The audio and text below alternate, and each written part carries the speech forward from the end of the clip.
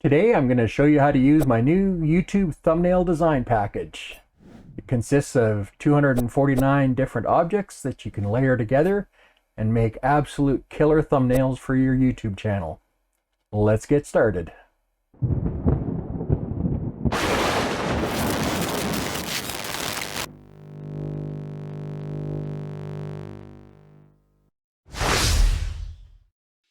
Welcome back. This is Fuzzee Tutorials. And I'm Fuzzee D. First thing that you'll need to know is how to get this package. So if you go to my website, which is www.fuzzeed.ca, and you go over on the menu here to store. So this is the thumbnail design package. So this gives you a little bit of a description. Shows you a sample thumbnail you can create with the package, aside from this photograph, as well as some of the stuff that's in it, just some samples of each.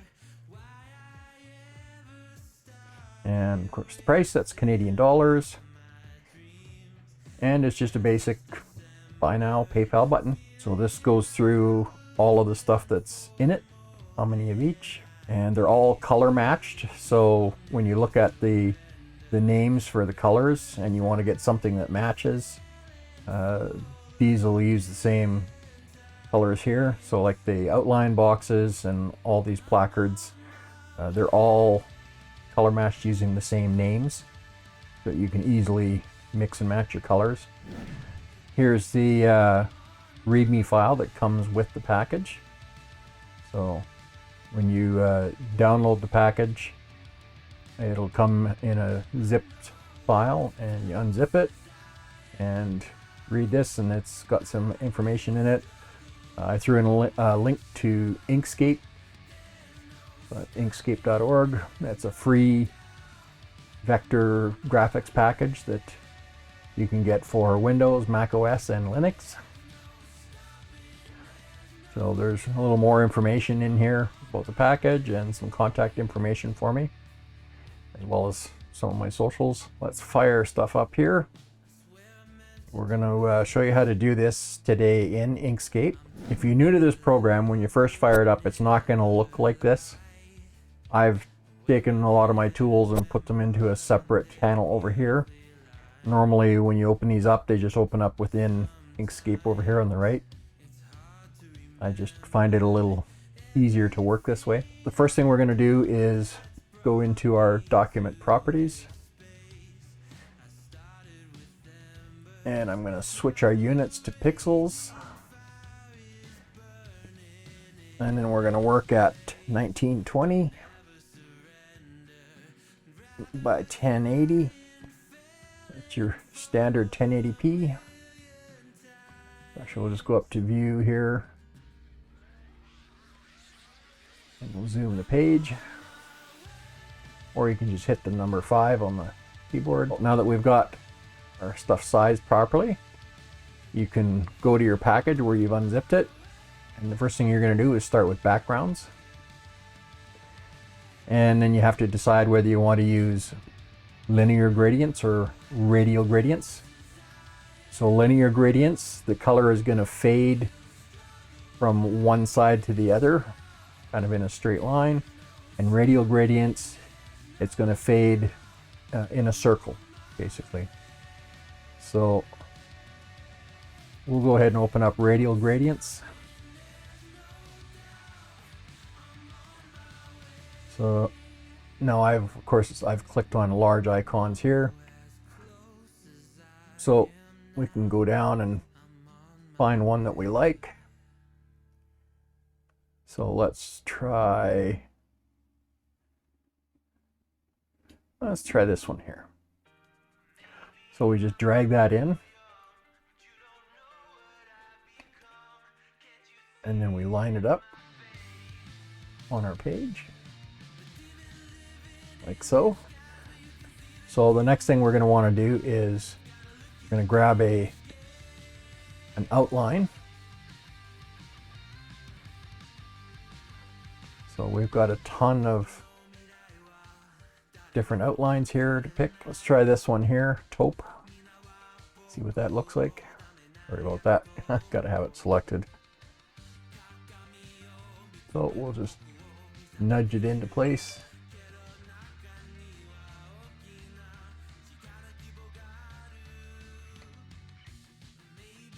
You can use your mouse to move it, but... And as I'm looking at that, I'm realizing it's probably not bright enough. Now the great thing about the package that I put together here is that all the graphics are in SVG, or Scalable Vector Graphics format. And what that means is that not only does it preserve the transparency, but it brings it in as an actual editable object. So if you find that you don't have quite the right color available in the package, once you've got one in, you can adjust the color at will. So we can come down here and we can click on, say, yellow. And you could even apply your own gradient to this if your graphics package supports it. This one does, but typically when you're doing thumbnails on an outline like this, doing an actual gradient just isn't going to really show up very well, especially when it gets shrunk down to your smartphone. So when you're designing thumbnails, one of the principles is to make sure that they not only look good on a web browser, but that they look good on mobile and tablets and things like that. So that's what this package is designed for. It's designed to make thumbnails that really stand out, nice and clean, and that can be read right down to on a smartphone. And I know a lot of people out there have been having troubles designing thumbnails, and this package really is going to help you with that. It's going to let you put together thumbnails very quickly, but because of the way I designed it with SVG, you'll still be able to go in and tweak and tune, and you can even change some of the shapes and things like that, which we're going to show you here in a little bit when we get to the placards. So now we're going to go in and pick some of the placards, and you have a few different ones to choose from. So we'll go into our placards, and so we've got crumpled, pill, just regular rectangles, and round corner. So we'll just quickly take a look at them all. Let me go to extra large. So you can see they're just basic rectangles, but they got nice rounded corners. You can see we've got all the same 38 different color combinations on here, and of course they match the other ones. So we can go into just our normal square corner rectangles like so, and then we can go into the pills. I don't know if that's an official name, that's just what I call them because they kind of look like a pill. They got nice rounded ends. Once again, all the same colors. So the reason I went ahead and put all these different colors in, even though you can change the color yourself, is this lets you match everything.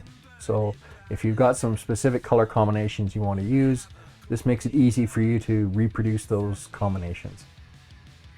So the whole point of this package was to make it easy and let you put stuff together in a couple of minutes. And then we'll go into our crumpled. Now this is actually my favorite one.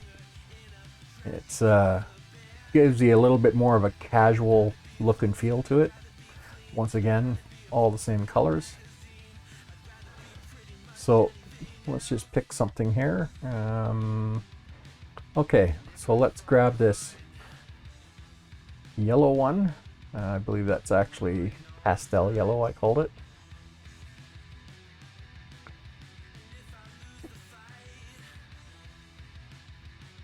And then we can grab another one. We can grab this, say this orange one should go well. Okay.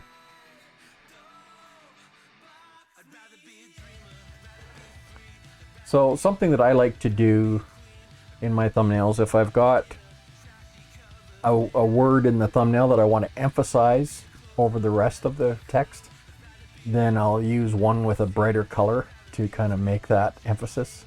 And we'll just duplicate this. So that was just Control D on the keyboard.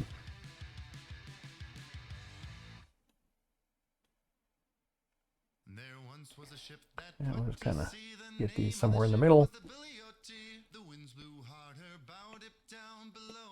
And now let's say we want to put a logo in here. So I've got a few logos in the package here.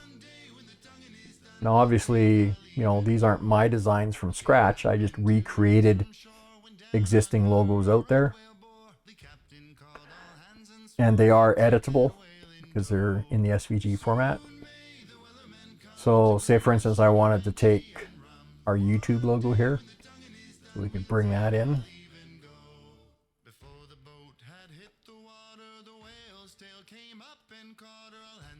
And once again, these are editable. So the logos, of course, most of them are made up of multiple objects. So they will be grouped.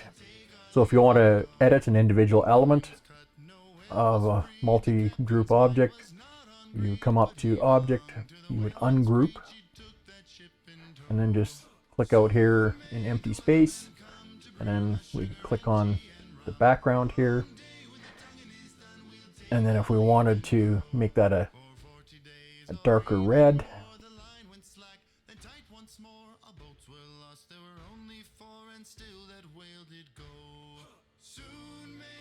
let's try,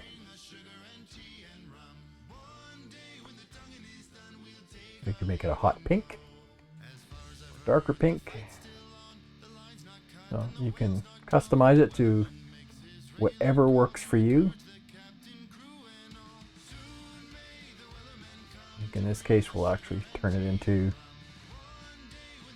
something that's not quite so loud, so to speak. And now if you wanted to add a drop shadow or a stroke to this, say for instance we wanted to put a stroke on the outside of that, so we can just come down to our color bar and we can hold the shift key down and click, and that creates a stroke. Now it's looking a little thin right at the moment. We can go over here to fill and stroke, or you can find it on one of the menus here. And we'll go to stroke paint. So if we want to fine tune that yellow a little bit, we could do that here. Or we can go to style. So here we can set our width. So we'll just highlight that and we'll change it to say 5 pixels. Okay, that might be a little heavy. So let's drop that down to 2. Yeah, that's not too bad. Now we can even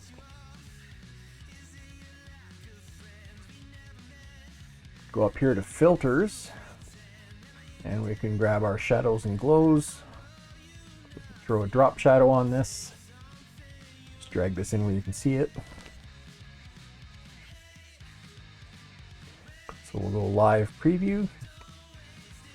Okay, so that might be a little too much. Oh,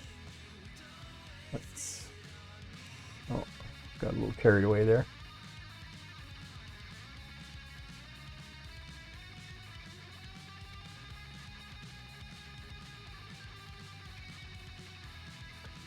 Okay, and we'll give it a little less blur radius. Sharpen that up a little bit. Yeah, it doesn't look too bad. So we can apply that and close it. Now I'm actually going to get rid of that outline because I don't really like it there. So I'm just going to go back over here to our width and I'm going to change that to 0. Let's apply some more shadow, drop shadow here.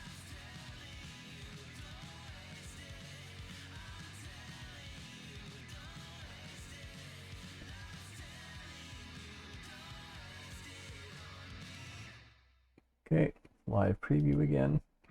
And it's going to use the same settings as we used on the last one, which is perfect. So we can just apply and close.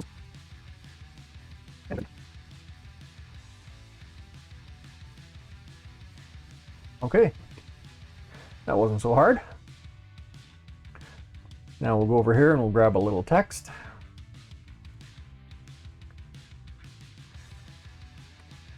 So we can draw a little box where we want to put our text. And then we can go to our selector tool. And we can bring this up over here. And if we're good with the font, then we can just hover over this until it changes color. And we hold our control key down to maintain our aspect ratio. And then we can size this the way we like it. Okay, and now if we want to spread the lettering out a bit, so add some spacing, you can come in here and do that. Okay, I think that'll work. We'll go back to our selector tool.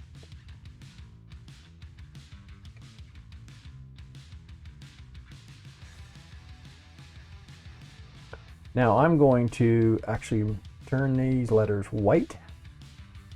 Now, obviously you can use whatever colors works for you. And then I'm going to create a nice bright outline for them, but I got to find the right color.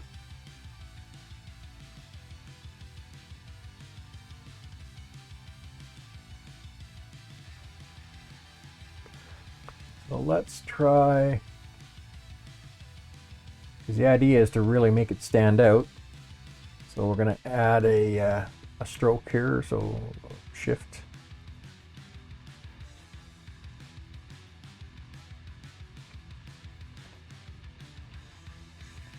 And then we need to go to our stroke style, change that to a 2. Let's make it a little bit heavier. Let's try 3. I think 4 looks pretty good. Now we can come up to filters and we can add a drop shadow in here.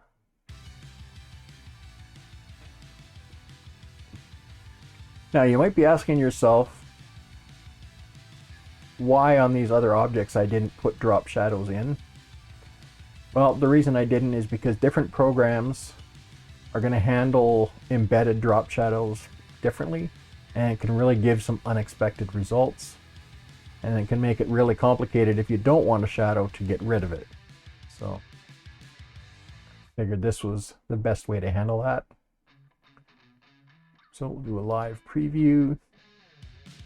Now we probably want a little bit less shadow on the letters than on the placards. Let's drop this down to say 2 and 2.2.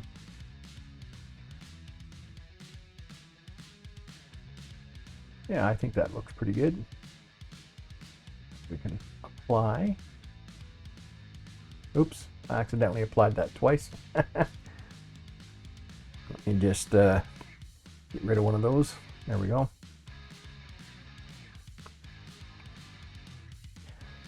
Okay, so let's just duplicate this because it's a little easier than starting fresh and adding all the effects.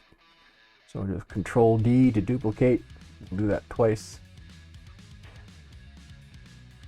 So we'll just bring that down.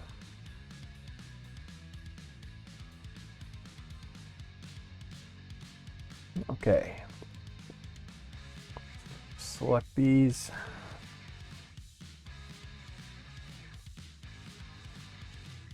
All right, so we can get these about centered, and we'll bring it down from the top of the placard just a little bit. Then we can select our placard, and because these are objects, we can easily resize them, like so. We can shorten each end a little bit. There we go. And we can do the same on this one.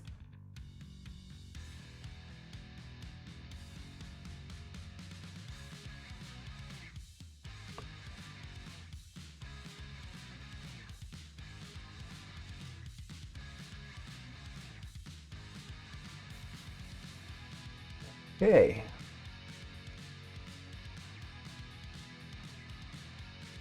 I think we'll actually resize this one a little bit too.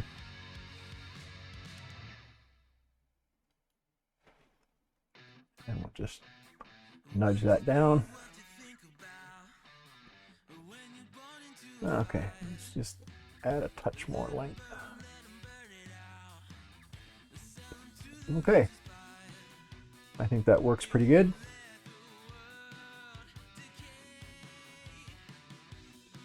We're just gonna hold our shift key down and select these two together. So now we can move them as a group, get everything lined up the way we want it. Now we could kind of move this over like this and keep things maybe left aligned. Or you can leave them centered, whatever works for your flavor and style that you're trying to accomplish. Now a lot of people on their thumbnails are going to want a picture of themselves on here. So we're going to show you how to do that real quick. So I also went and found a photograph that we're going to use for this. I've got other tutorials where I've showed you how to actually draw around the subject so that you can cut them out and add a stroke around it, like an outline. But that can be really time consuming. So the idea behind this is to show you how to be able to build a good looking thumbnail in a hurry. I've got a little program that I found. It's free to use that will remove the background using AI. The only downside is it's got some limitations. So you have to resize the photograph so that it's less than 700 pixels in its largest direction. So we'll just take and open up this photo. Now you can do this in any program you want. This is just the default that comes in Windows. So we'll go up here to the three dots. We'll go resize. We'll pick define custom dimensions. Make sure this is checked where it maintains aspect ratio. And we're going to look at whichever number is larger, and we're going to take that number and change it to 700. And then we'll save resized copy. Now, even though we haven't removed the background, I'm just calling it this. And we can close that. Now we're going to fire up this little program, and I'll make sure there's a link in the description where you can find this. So now we can take this photograph that we resized and we can drag it in here, and then we can click remove. Now this is actually doing it on their server.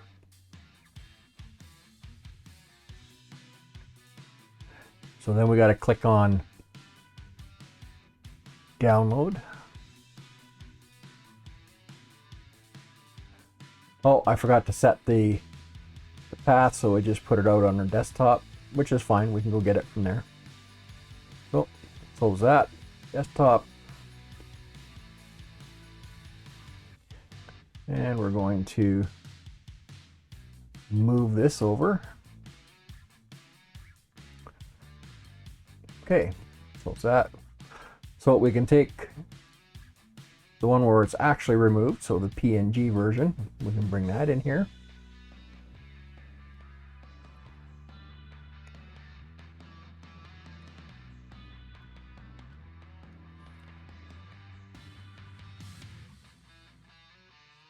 Then you can resize this. Just hold Shift key down to force it to maintain our aspect ratio. Okay, I'm just gonna bump this off to the side a bit here.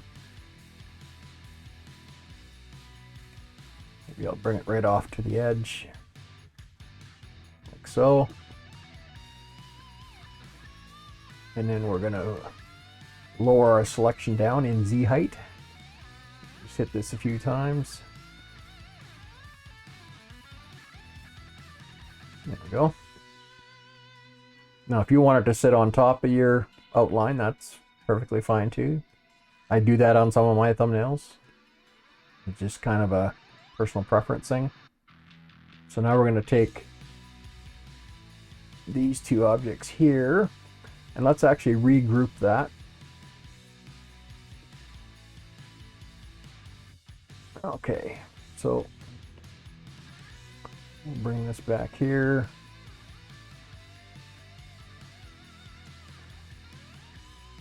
And I'm going to send it right to the bottom and then bring it up one level.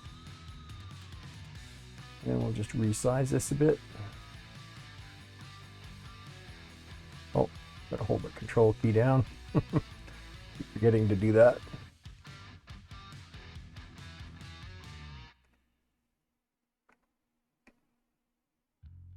Okay, I think that'll work pretty good. So now you could use this right like this as is, and it will work just fine. But I want to give you a little preview of an add-on that I'm going to be putting together. I've got some of them done already. So let me just close this. Okay, so here I've got these add-on packs that I'm building. So I've got a bunch more backgrounds that you'll be able to get in this add-on pack. So there's some abstract ones. And these are intentionally done with a Gaussian blur. So they're a little bit unfocused and that, so it doesn't take too much attention away from what you've got on the thumbnail itself. And then I've also got a bunch of patterns. So this might be useful if you say you're doing something for a landscape company, for instance, for their YouTube channel. So then you could come in here and you could look for something that's appropriate for that. And these are all named pretty well. So let's actually make these icons extra large so you can see the patterns a little better. These are all seamless patterns. Okay, so you could take your, say this mosaic tile one.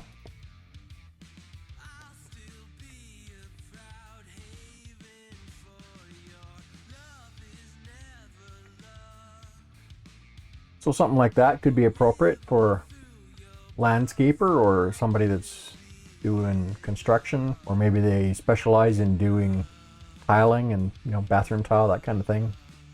So there's a bunch of these that are useful for that. You know, you can cut these out, use them as borders or full backgrounds, you know, whatever works for you. You know, we've got, say, one here with looks like grass.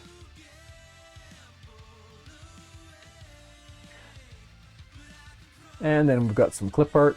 Now there's going to be some interesting ones that I'm putting together for this. Now here's just some common clip art that might be useful. You know, say you're like a thumbnail I did for a client here a couple of weeks ago. He did a video on catching somebody that stole his neighbor's bike. So then we just took this and stuck it in as a background behind the placards and text. So there'll be a few of these in here. But one of the things that I wanted to show you here was I'm developing a series of these that are going to be in different colors and as well as different gradients. Some will be plain color. So let's say we wanted to take this here. This is an interesting one I just came up with today. So let's drag that in. And then we can drop that down and bring it up one level. Oh, actually, let's bring it up one more level. Okay. So now you can kind of sit this in behind.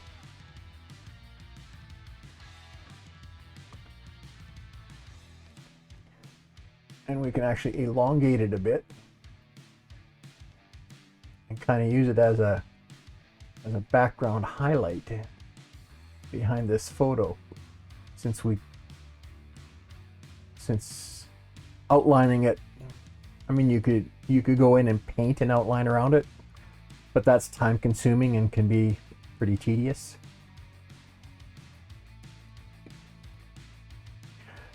So we could actually bring this up another couple. Actually, no. Go back down. Let's take our border and let's drop that back. I'm good with that. And then we can take that, and if we wanted to throw a drop shadow on it or some other effect that works for you.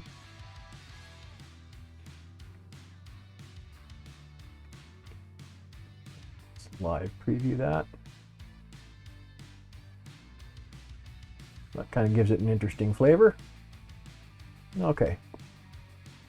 So let's go with that. All right, so now we want to export this. Now keep in mind that when we export this, we're going to export it as a full page. So that's going to cut off anything that's outside the dimensions that we set at the beginning for document properties, which is exactly what we want, of course.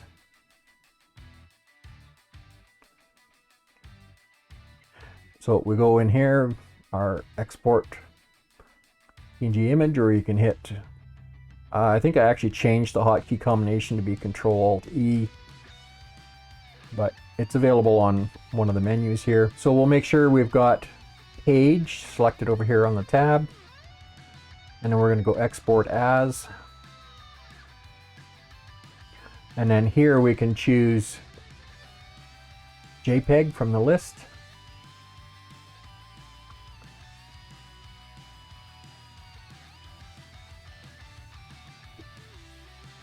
We called that thumbnail from demo, and we'll hit save. Now it's going to pop up this little window here somewhere. So typically I like to use a quality level of 97.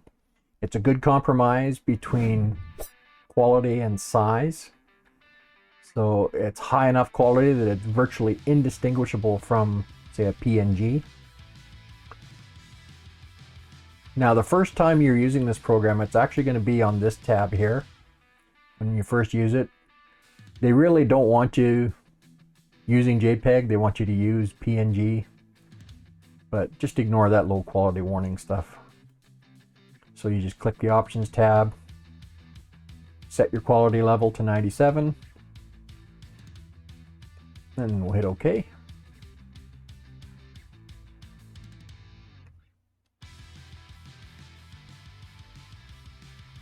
Okay, so here's our thumbnail.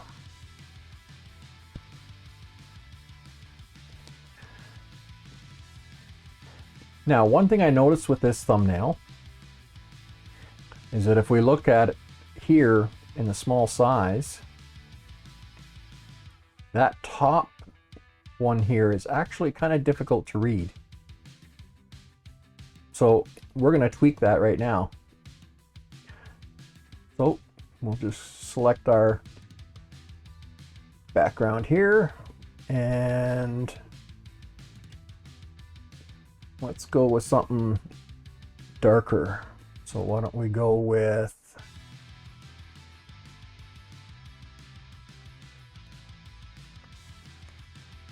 let's try that. No, let's try something a little different. Let's try,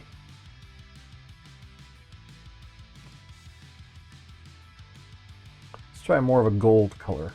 That doesn't look too bad. But now I want to change that stroke. I mean, green does go with gold, but still not liking it that much at this point. So let's go with a bright yellow for the stroke. Oops. Got to choose the text first.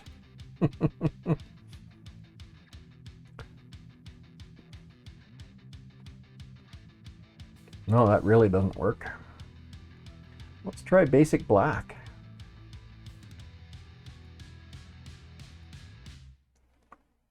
Yeah, I think that works. Let's see what that looks like. But I'm going to change the other text here as well. All right.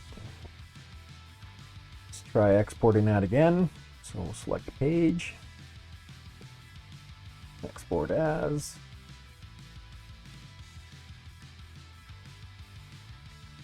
And we'll select JPEG.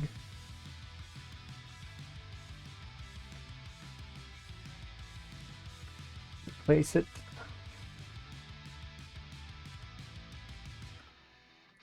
And we'll go OK. All right, so now when we look at this in this shrunken size, now that's still readable. Now that's a little smaller than what you're going to actually see on a smartphone.